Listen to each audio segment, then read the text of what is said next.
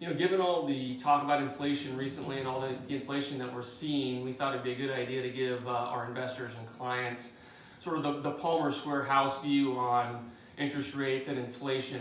So starting off with just some key data, obviously the core CPI data for July came in at 4.9%. That's the highest since 1991, even though it doesn't seem like a large number. And anecdotally, I'm sure most of you have seen a lot of news stories about whether it's used car prices or freight rates or house prices or anything commodity related, kind of back at the highest levels ever or even above that.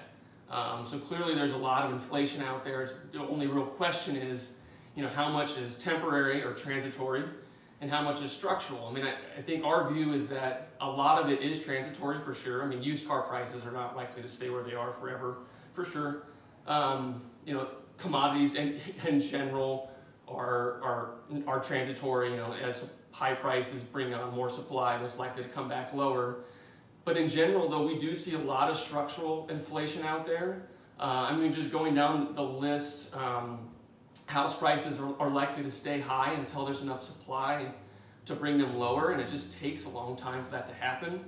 Plus, you have all the COVID-related supply chain disruptions to building materials that's going to, cause that to take longer as well. Obviously, wage increases are structural from an inflation perspective. Obviously, there's a record number of job openings out there. Clearly, employers are struggling to fill those seats and are having to entice investors with, attractive wages, and that's obviously great for those employees. But structurally inflationary. Secondly, ESG is good in almost every way, but there is some inflationary aspects to ESG. As companies decide to use more recycled products in their supply chain, that adds cost.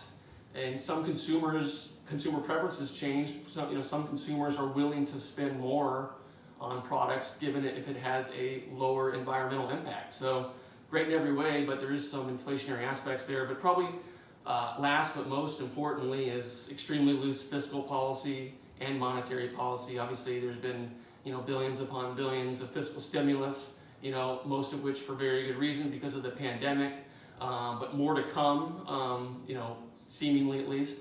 And that's obviously created a huge amount of liquidity in the financial markets that's all trying to find a home, whether that's in government bonds, stocks, crypto, real estate. There's just so much money in the system right now, and that's obviously very inflationary and structural. So what does that mean for us as investors, especially for credit? I think there's two things. The first one is, what is the impact on companies, on corporates, as we lend to them? Obviously, corporates are seeing a lot of inflation in their raw materials and in their labor and in their shipping costs. So far, most of the companies that we cover at least have been very successful in passing, those costs through, whether that's through, contractual purchase agreements or just having size and scale to push those prices on to their customers. But obviously, that impact on corporate margins remains a concern going forward, and one that we probably talk about it every day here, and each company kind of has different abilities to pass that through. But that's probably our main concern. And then the next big, what does it mean, bullet point is, what is the impact on interest rates? Obviously, a lot of the stuff that we're looking at is fixed rate and has duration sensitivity. So, we think our sort of house view is that core inflation is very likely to overshoot the Fed's target for at least the near to medium term, which is going to put increasing pressure on the Fed to act. Whether that's an accelerated taper schedule or bringing forward rate hike expectations.